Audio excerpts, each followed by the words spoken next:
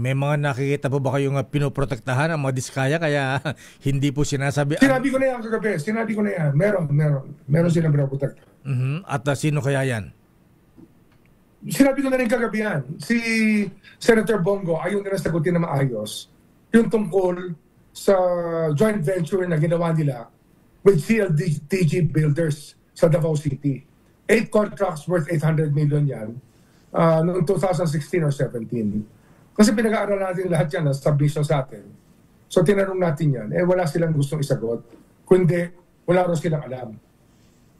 Ayan, ito ba ay substandard o ghost project sa Secretary Boyong? Hindi, it's a prohibited interest, Deo. Okay. It's a conflict of interest case. Kaya hindi dapat yan nangyari. Bakit conflict of interest, Secretary? He was in a position to interfere with the project, being the special assistant to the president at the time. Kaya dapat yan, wala tayong ginagawang ganyan.